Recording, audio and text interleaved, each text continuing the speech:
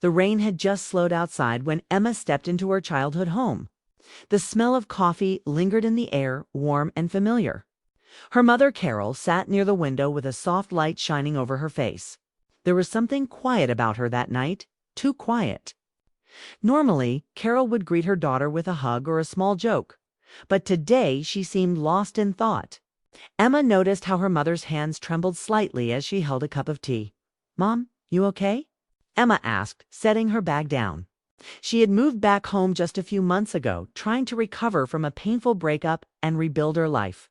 She thought things had finally settled into calm again. But one look at her mother told her otherwise. Carol smiled faintly, the kind of smile that tried to hide something deep. "I'm fine, honey, just thinking." Her voice was soft, almost distant. Emma frowned. "About what?" Carol hesitated. Then, after a long pause, she reached toward a small wooden box sitting on the table beside her. It looked old, with tiny carvings along the sides. Something Emma had seen 100 times before but never paid much attention to. Carol opened it carefully, as if touching a memory she wasn't ready to face. "I got this a few weeks ago," Carol said. Inside the box was a single yellowed envelope. The edges were worn and the handwriting looked slightly shaky but familiar in some way. Emma stepped closer. "What is it?" Carol's lips parted and she looked straight into her daughter's eyes. "It's a letter," she said quietly, "from someone I haven't heard from in nearly 30 years. Emma's heart skipped a beat. "Who?" Carol took a deep breath. "Your father." For a moment, Emma didn't move. The world seemed to freeze. Her father, the man she had never met, the one who disappeared before she was even born. Growing up, Carol had never said much about him. She never called him names, never told stories. She just said some people leave not because they stop caring, but because they don't know how to stay. Emma's voice came out small. "He wrote to you." Carol nodded. "Yes, he says he's been looking for us for years. He found my old address through a mutual friend. He said he's sorry for leaving. He said he wants to meet us." The words hit Emma hard. She didn't know whether to feel angry or curious. After 30 years, now he wants to meet us? Carol sighed, looking down at the letter. "I know, it sounds impossible. But when I read his words, I could feel they were real. He's not the same man anymore, Emma." Emma sat beside her mother. The rain outside tapped gently against the window, filling the silence. She didn't know what to say. The image she had built in her mind of her father was Blanca Ghost, an absence. Now that Ghost had a name, a voice, and he wanted to come back. "Mom," she finally asked, "what are you going to do?" Carol looked out the window, her reflection mixing with the soft glow of the streetlights. "I'm not sure yet, but part of me thinks maybe I should see him. Maybe I need to." Emma shook her head slightly. "What if he hurts you again? What if this is just him trying to make himself feel better?" Carol smiled sadly. "That's a chance I'll have to take. I don't expect anything from him, not anymore. But if he truly wants to make peace, I want to hear him out. Not for me, maybe for you." Emma's chest tightened. "For me?" "Yes," Carol said, her eyes gentle. "You deserve to know where you come from. Even if it doesn't change anything, you deserve the truth." They sat there quietly. The only sound was the hum of the refrigerator and the steady rhythm of the rain. Emma studied her mother's face. There was hope there, but also fear. Carol had carried her family alone for decades, never asking for help, never complaining. And now, after all those years, she looked like a woman standing on the edge of something unknown, terrified. But ready to step forward, Emma wanted to be angry. She wanted to say no, to tell her mother to throw the letter away. But instead, she said softly, "If you go, I'll come with you." Carol's eyes filled with tears, not from sadness, but from relief. "Thank you, sweetheart. I wasn't sure if you'd want to." "I don't know if I want to," Emma said honestly. "But I know you shouldn't face this alone." Carol reached out and squeezed her daughter's hand. "You've grown into someone strong, Emma. Your father would be proud." Emma gave a small, bitter laugh. "He doesn't get to be proud." Carol smiled faintly. Maybe not. But maybe he wants to earn that right now. Outside, thunder rolled in the distance, fading into a soft rumble. Inside, the air felt charged like a new beginning wrapped in uncertainty.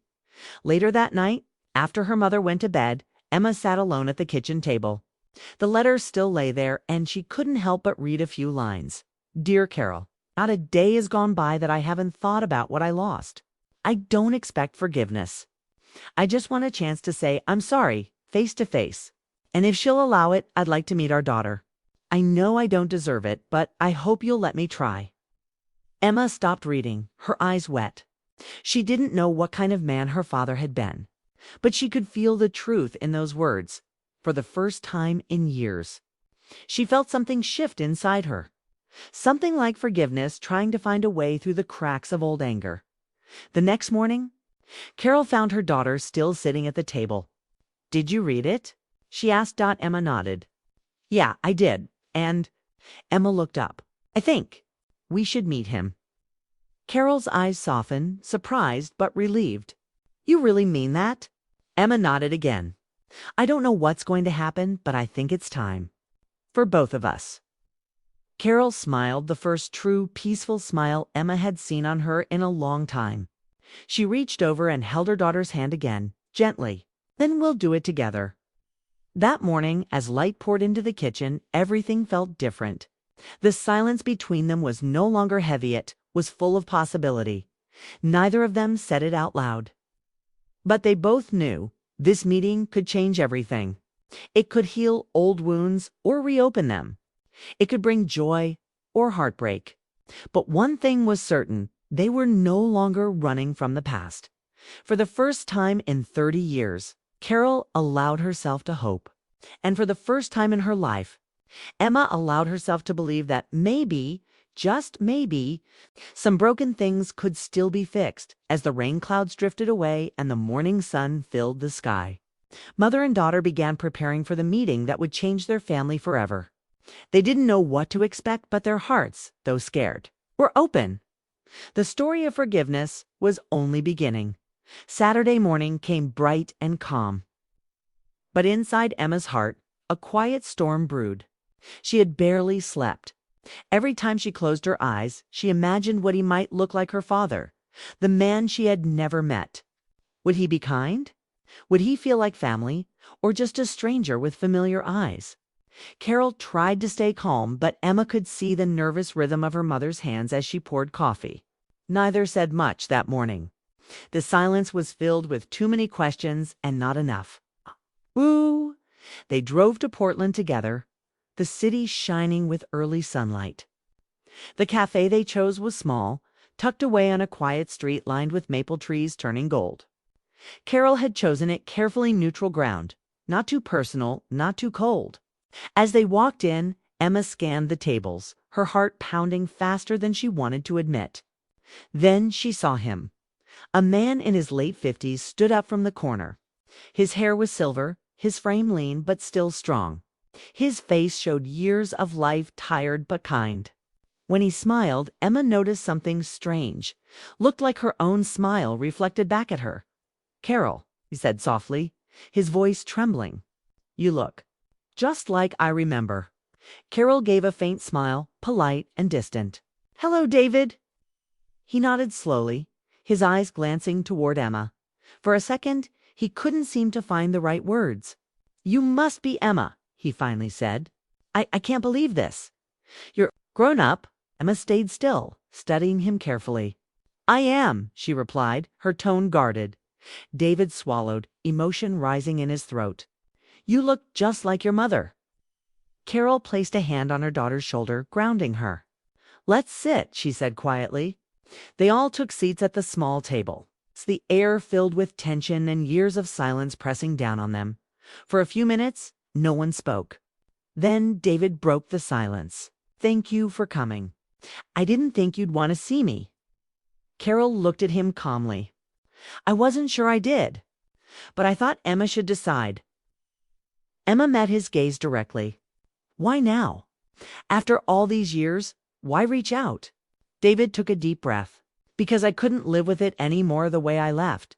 The way I disappeared. I made the worst mistake of my life when I walked away. I was scared, broke, and stupid. I thought you'd be better off without me, Carol. I thought I'd only drag you down." Carol's eyes softened, but her voice stayed steady. "You didn't even say goodbye." "I know," David said, guilt heavy in his tone. "I didn't know how. I lost my job. I lost myself. And when I realized what I'd done, I was too ashamed to face you. By the time I tried to find you again, you had moved and I had nothing left but regret." Emma listened quietly, her hands clasped together under the table. She wanted to hate him, but hearing the pain in his voice, the honesty, made something inside her ache. "I spent years trying to rebuild my life," David continued. "I never remarried. I couldn't. I tried to make peace with the past, but every day I woke up thinking about the family I abandoned." Carol stayed silent. Her face was unreadable, but her eyes were full of unspoken emotion, nostalgia, maybe even forgiveness. The waiter arrived with coffee, and the moment paused. The simple clink of cups against saucers somehow made everything feel real. Emma looked at her father again. "Do you want to be part of our lives now?" David hesitated. "Only if you want me to be. I'm not here to erase what I did. I just want you both to know. It's the truth. I want a chance, if not to be forgiven, then to be understood." Carol's hand trembled slightly as she lifted her cup. "You've changed, David," she said softly. "I can see that." He smiled faintly. "Took me long enough." The tension in the air began to ease just a little. David told them about his years working in another state, about the small art shop he ran, about the quiet life he built alone. Carol shared how she had raised Emma, how she worked long hours but found joy in every small moment. Emma found herself listening, not just as a daughter, but as someone seeing two lives reconnect after decades apart. When they finished their meal, David looked at them both. "I don't expect things to be normal after one meeting," he said. "But maybe we could try again. Maybe I can start by being your friend." Carol looked at Emma, letting her decide. Emma nodded slowly.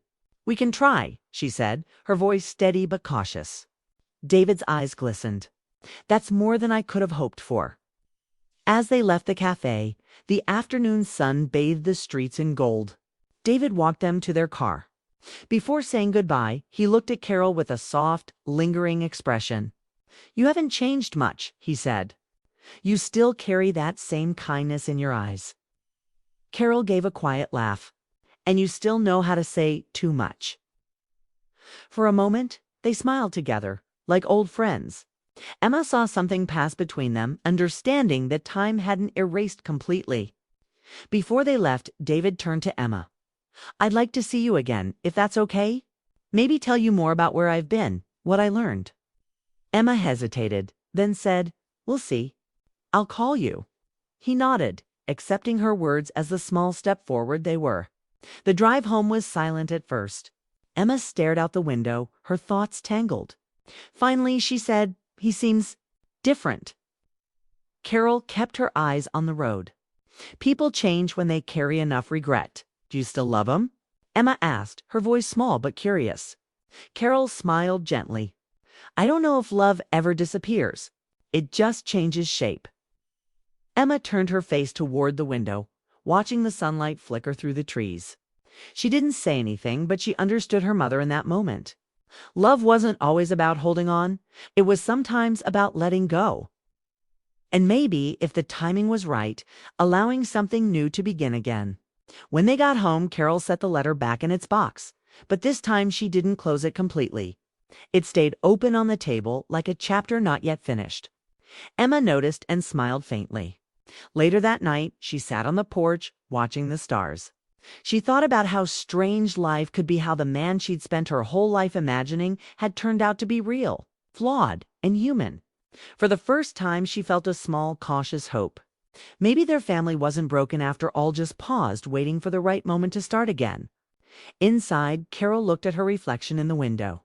For 30 years, she had lived with silence, guilt, and questions that never found answers. Now at last she felt something she hadn't felt in decades. Peace. That night she whispered a quiet thank you to the universe. Not because everything was fixed, but because the past no longer felt like a wound. It felt like a story finally finding its way home. The next morning, the phone rang. It was David. "Thank you for yesterday," he said. "It meant more than I can ever say." Carol smiled softly. "Let's just take it one step at a time." As the sun rose over their quiet neighborhood, mother and daughter realized that forgiveness wasn't a single moment, it was a journey. And this was only the beginning of theirs. Weeks passed since that emotional meeting. And life slowly began to shift in ways Emma didn't expect. Her father, David, started visiting on weekends. At first, it was awkward, short conversations, polite smiles, careful words, but little by little, the tension faded. He didn't push to be part of their daily lives. He just showed up with quiet consistency, helping fix things around the house, bringing groceries or sharing stories about the years he'd missed. His presence, once unimaginable, began to feel strangely natural. Emma watched her mother change. Carol laughed more now, smiled more often, and seemed lighter. The lines of loneliness that had shadowed her face for years began to fade. She still moved carefully around David, as if afraid one wrong word might break the fragile peace they were building. But her eyes told a different story of softness, a warmth returning after decades of being buried. One evening, as twilight painted the living room gold, Carol called Emma over. "There's something I want you to have," she said, holding that same small wooden box, the one that had started everything. She placed it gently on the table and opened it. Inside lay a folded paper and a ring that shimmered faintly under the light. Emma frowned. "Mom, what is this?" Carol picked up the ring and smiled sadly. "This belonged to your father. He gave it to me the night he proposed. I kept it, even after he left. I couldn't bring myself to sell it." Emma stared at it in surprise. "You were engaged." "Yes," Carol said quietly. "We were young and foolish. We had dreams bigger than our plans. Then life got hard, and he ran. I don't excuse what he did, but I also don't regret loving him. He gave me you." Okay. Emma's heart tightened. Her mother's voice carried no bitterness, only peace. "But why are you giving it to me?" she asked. Carol placed the ring in her daughter's palm. "Because it's time to let the past rest. This ring was once a promise broken. Maybe now it can be a symbol of something new: hope, forgiveness, and the strength to start again." Emma blinked back tears. "Mom, I don't even know if I believe in love anymore." Carol smiled softly. "That's exactly why I want you to keep it. Love isn't about never getting hurt. It's about believing that even after everything falls apart, something beautiful can still grow." Emma nodded, her throat tight. She closed her fingers around the ring. Later that night, David stopped by unexpectedly. He looked nervous, carrying a large envelope in his hands. "I know it's late," he said, "but there's something I want to give you both." Carol invited him in. Emma sat quietly on the couch, still feeling the emotional weight of her mother's gift. David placed the envelope on the table. "This is for you." Carol looked at him curiously. "What is it?" "Just open it," he said, with a small smile. Inside was a thick Documenta property deed. Carol frowned in confusion as she read the words. "David, this is for a house." He nodded. "Not just a house. It's a lakeside cottage outside the city. My parents used to own it. I've kept it all these years, but I never went back. I want you both to have it." Emma looked stunned. "You're giving us your family home." David smiled softly. "It's not much, but it's filled with good memories. I want you to make new ones there. You both deserve a place where peace lives, not just memories of pain."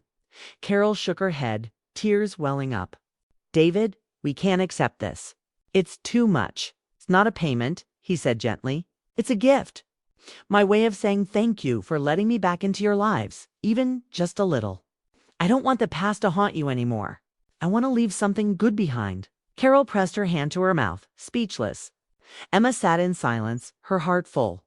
In that moment, she realized that forgiveness wasn't only about words, it was about actions. It's about trying to make things right, even when you couldn't undo the hurt. They visited the cottage a few days later. It stood near a calm blue lake surrounded by tall pine trees. the air fresh and quiet. The small white house looked worn but welcoming. Inside, old photographs hung on the walls, David's childhood frozen in frames. Stories waiting to be retold. Carol walked through each room slowly, touching the furniture, running her fingers over the old window frames. She smiled softly. "It feels peaceful here," she said. David nodded. "It always was. My parents loved this place. I thought, maybe you could love it too." Emma wandered out to the porch overlooking the lake. The water shimmered under the sunlight, and for the first time in a long time, she felt something lift off her shoulders. It was as if all the hurt, the confusion, and the years of absence had finally found a quiet place to rest. Autumn came quietly, painting the trees around the lake cottage in shades of gold and red. For weeks, Carol, Emma, and David had been spending their weekends there fixing old windows, repainting walls, planting flowers by the porch. The house, once empty and forgotten, now echoed with laughter and stories. It wasn't perfect, but it felt alive. It felt like family. One chilly evening, Emma noticed that David looked tired. He brushed it off, saying it was just a cold, but his color was pale and his movements slow. Carol worried immediately. She insisted he see a doctor, and after a few days of persuasion, he finally agreed. When the test results came back, the truth broke through their fragile peace. David was sick. His heart condition, something he had ignored for years, had worsened. It wasn't immediately life-threatening, but the doctors warned it could become serious if not managed carefully. Carol sat beside him in the hospital room, her hands trembling slightly as she held his. "Why didn't you tell us sooner?" she asked softly. David smiled faintly. "I didn't want to worry you. I just wanted time to make things right." Tears welled in her eyes. "You could have told me. You don't have to face things alone anymore." He squeezed her hand gently. "Old habits die hard, Carol. I'm learning." Emma stood quietly by the door, watching her parents. Seeing her father weak like that made something ache deep inside her. For so long, she had imagined him as a mystery someone who had walked away without a thought. But now all she saw was a man trying his best to make peace before it was too late. Over the next few weeks, David's health declined. He moved into the cottage full-time, and Carol stayed with him, refusing to leave his side. Emma visited every day after work, bringing homemade soup or simply sitting with him while he rested. The three of them shared stories late into the night, as if trying to fill the gaps of 30 lost years in the time they had left. One evening, as rain fell softly outside, David called Emma over.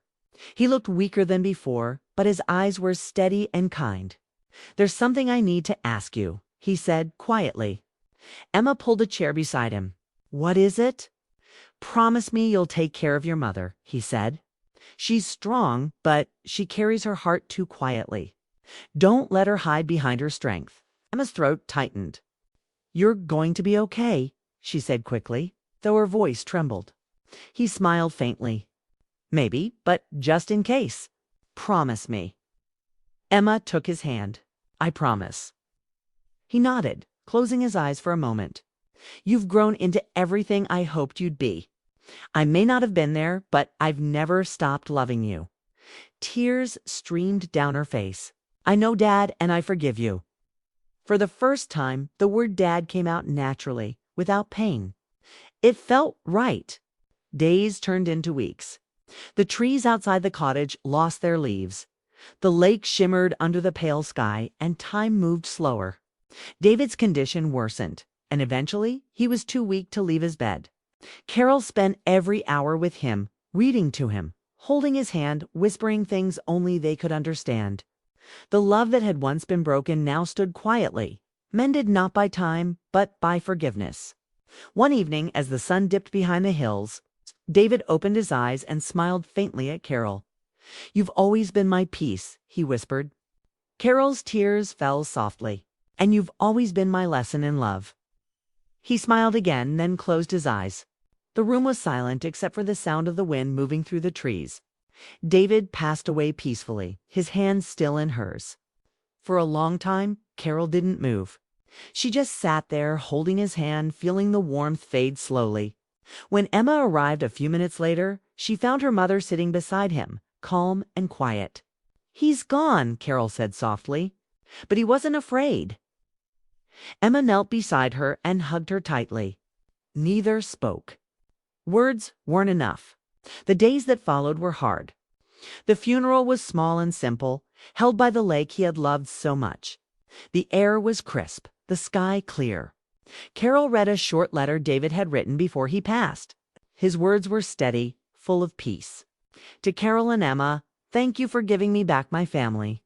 I may have missed the years, but in the end, I found home again. Don't remember me with sadness. Remember me with forgiveness.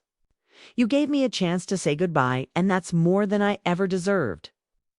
As Carol read, her voice broke, but her face shone with